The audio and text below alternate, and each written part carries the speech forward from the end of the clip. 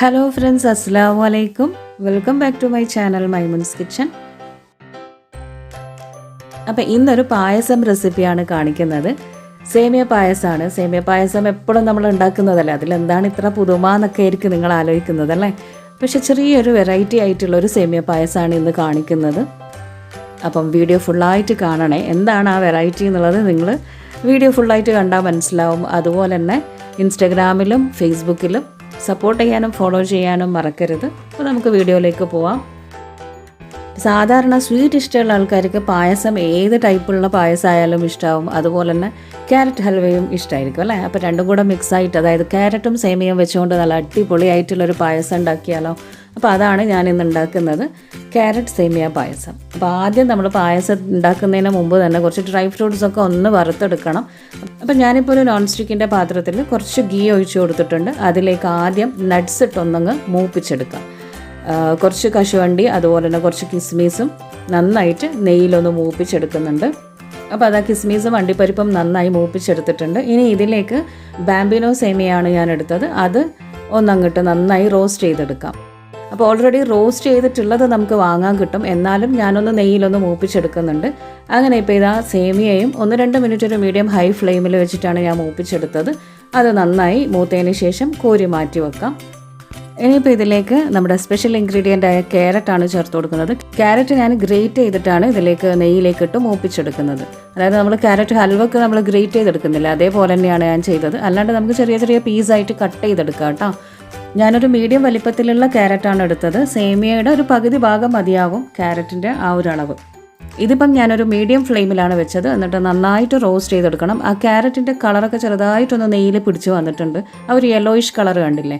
ഇനിയിപ്പം നന്നായി മൂത്ത് വന്നു കഴിഞ്ഞാൽ ഇതിലേക്ക് ഈ ക്യാരറ്റിന് വേണ്ടിയിട്ട് കുറച്ച് പഞ്ചസാര ഞാൻ ചേർത്ത് കൊടുക്കുന്നുണ്ട്. ഞാനിപ്പോൾ ഒരു 3 ടീസ്പൂൺ പഞ്ചസാരയും അതുപോലെ തന്നെ ഒരു 2 ടേബിൾ സ്പൂണോളം പാൽപ്പൊടിയും ചേർത്തിട്ടുണ്ട്.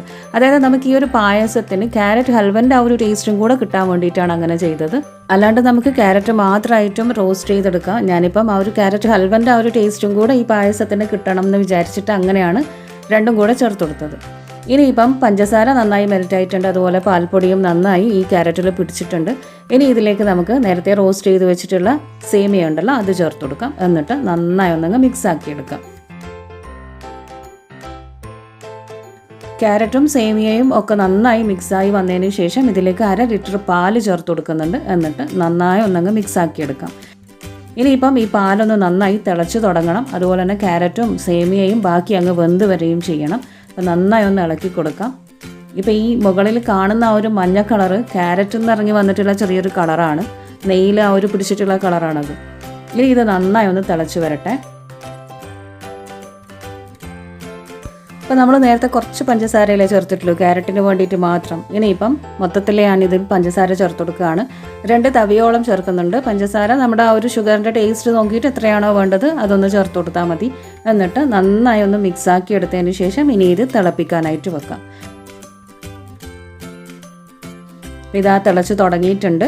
ഞാനിപ്പോൾ ഒരു മീഡിയം ഹൈ ഫ്ലെയിമിൽ തന്നെയാണ് വെച്ചത്. നന്നായി തിളച്ച് തുടങ്ങിയിട്ടുണ്ട്. പിന്നെ ഈ പായസം തിളച്ച് വന്നു കഴിഞ്ഞാൽ ജസ്റ്റ് ഒന്ന് കുറുകി വരും. കുറച്ചെന്തായാലും അതൊന്ന് കുറുകി വരും. അപ്പം പാല് പോരാൻ തോന്നുവാണെങ്കിൽ തിളപ്പിച്ചിട്ടുള്ള കുറച്ച് പാൽ ഇതിലേക്ക് അങ്ങ് ഒഴിച്ചു കൊടുത്താൽ മതി. പിന്നെ ആ ഒരു ഷുഗർ ടേസ്റ്റ് ബാലൻസ് ചെയ്യാൻ വേണ്ടിയിട്ട് ഞാനൊരു 1/4 ടീസ്പൂണിൻ്റെ പകുതി ഉപ്പ് ചേർത്ത് കൊടുക്കുന്നുണ്ട്. എന്നിട്ട് ഒന്നുകൂടെ നന്നായി ഇടക്കിടക്കൊന്ന് ഇളക്കി കൊടുത്തിട്ട് ഇതങ്ങ് വേവിച്ചെടുക്കാം.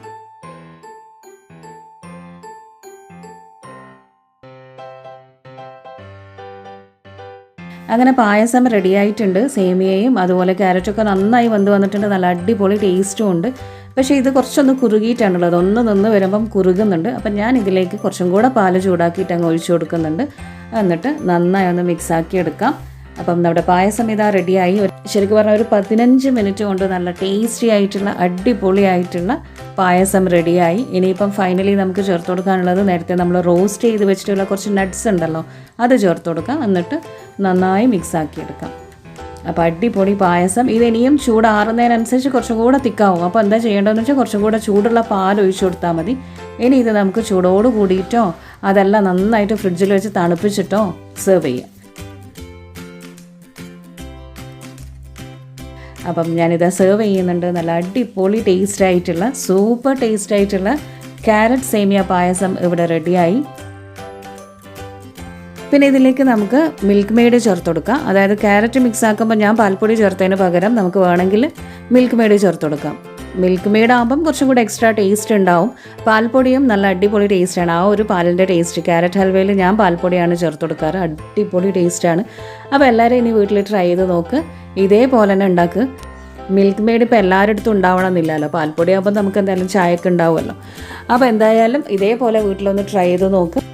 എന്നിട്ട് എന്നോട് അഭിപ്രായം പറയണം. അപ്പം പുതിയ പുതിയ റെസിപ്പീസും ടിപ്സും വ്ളോഗ്സും ഒക്കെ ആയിട്ട് നമുക്ക് ഇനിയും കാണാം. അതുവരെ take care and bye. Tata. Thank U.